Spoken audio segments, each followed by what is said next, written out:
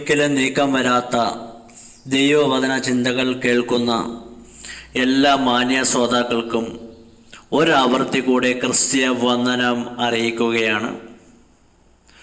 ലൂക്കോസിന്റെ സുവിശേഷം 12-ാം അധ്യായത്തിൽ 4-5 വാക്യങ്ങളിൽ അകത്ത് കർത്താവായ യേശുക്രിസ്തുവിൻ്റെ സന്ദേശത്തിൻ്റെ കുറച്ച് ഭാഗങ്ങളാണ് ഞാൻ പറയുവാൻ ആഗ്രഹിക്കുന്നത്.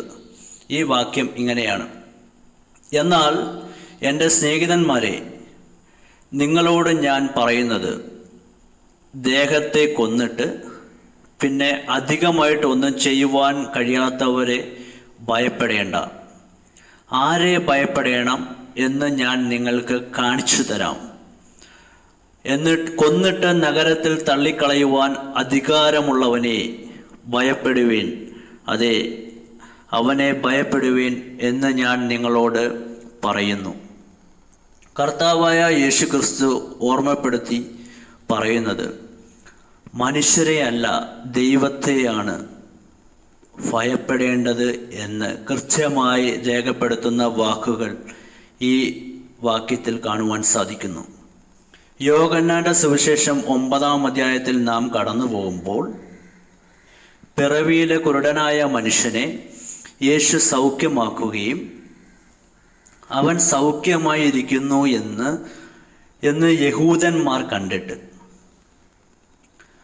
അവൻ്റെ മാതാപിതാക്കളെ വിളിച്ചു ഇവൻ കുരുടനായിരുന്നു എന്നും ഇവൻ ഇപ്പോൾ കാഴ്ച പ്രാപിക്കുന്നുവോ, ഇവനെ ആരാണ് കാഴ്ച നൽകിയതെന്നും എന്നുള്ള ചോദ്യങ്ങളൊക്കെ ചോദിക്കുമ്പോൾ അവൻ്റെ അമ്മയപ്പന്മാർ യഹൂദന്മാരോട് ഓർമ്മപ്പെടുത്തിക്കൊണ്ട് പറയുന്നു, അവൻ കുരുടനായി പിറന്നു എന്നും ഇപ്പോൾ കാഴ്ച പ്രാപിച്ചു എന്നും ഞങ്ങൾ മനസ്സിലാക്കുന്നു എന്നും. എന്നാൽ അവൻ എങ്ങനെ കാഴ്ച പ്രാപിച്ചു എന്ന് ചോദിച്ചാൽ ഞങ്ങൾ അതിനെ അറിയുന്നില്ല എന്ന് പറഞ്ഞിട്ട് അതിൽ 12-ാം വാക്യത്തിൽ ഓർമ്മപ്പെടുത്തുന്നു, യഹൂദന്മാരെ ഭയപ്പെടുന്നത് കൊണ്ട് അത്രേ അവൻ്റെ അമ്മയപ്പന്മാർ അങ്ങനെ പറഞ്ഞത്. അവരെ പള്ളിപ്രസ്ഥരാക്കുമെന്ന് ഭയപ്പെട്ടുകൊണ്ടാണ് അങ്ങനെ പറഞ്ഞത്. യേശുക്രിസ്തുവിലൂടെ നടന്ന അത്ഭുതങ്ങളും വിടുതലുകളും അവർ പരസ്യമായി പറയുവാൻ ഭയപ്പെട്ടുകൊണ്ട് അവർ നിൽക്കുന്ന കാഴ്ചയാണ് കാണുവാൻ സാധിക്കുന്നത്. എന്നാൽ വ്യക്തമായ തലത്തിൽ ഒരു സൗഖ്യം പ്രാപിച്ച മകൻ യഹൂദന്മാരായ ആളുകളോട് കൃത്യമായി ഓർമ്മപ്പെടുത്തുകയാണ്, യേശു എന്നെ സൗഖ്യമാക്കിയിരിക്കുന്നു എന്ന് പറയുമ്പോൾ അവൻ യഹൂദരെ ഭയപ്പെട്ടിരുന്നു. അവന് വേണ്ടി സകലവും നൽകി കൊടുത്ത ദൈവത്തെ അവൻ ഭയപ്പെട്ടു എന്ന് ഓർമ്മപ്പെടുത്തുന്നു. യേശു കർത്താവിൻ്റെ ഒരു ചെറിയ പ്രഭാഷണം ലൂക്കോസിൻ്റെ അധ്യായത്തിൽ ഓരോ വ്യക്തികളോട് ഓർമ്മപ്പെടുത്തുന്നു. യഹൂദന്മാരെ അല്ലെങ്കിൽ ഈ ലോകത്തുള്ള മനുഷ്യരെ നിങ്ങൾ ഭയപ്പെടരുത്. അവർക്ക് അവസാനമായി നിങ്ങൾക്ക് ചെയ്യുവാൻ കഴിയുന്നത് നിങ്ങളെ കൊന്നുകളയുവാൻ സാധിച്ചെന്ന് വരാം.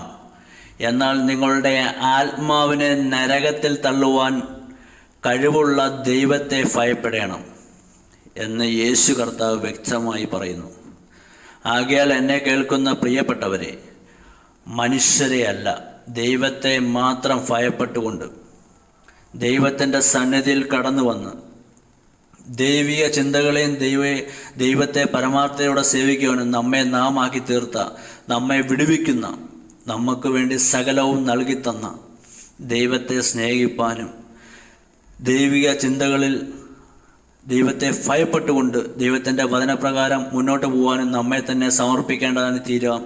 അതിന് സർവ്വ കൃപാലുവായ ദൈവം നമ്മളെ എല്ലാവരെയും അനുഗ്രഹിക്കുമാറാകട്ടെ.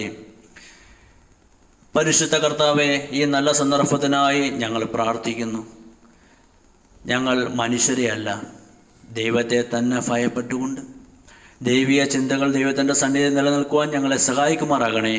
ദൈവവചന പ്രകാരം ജീവിക്കുവാനും ഒരു നിത്യത ഞങ്ങൾക്ക് പ്രാപിപ്പാനും ഞങ്ങളെ സഹായിക്കുമാറാകണേ. ദൈവം അങ്ങനെ ചെയ്തുകൊണ്ട് സ്തോത്രം. യേശു കർത്താവിൻ്റെ നാമത്തിൽ തന്നെ. ആമേൻ.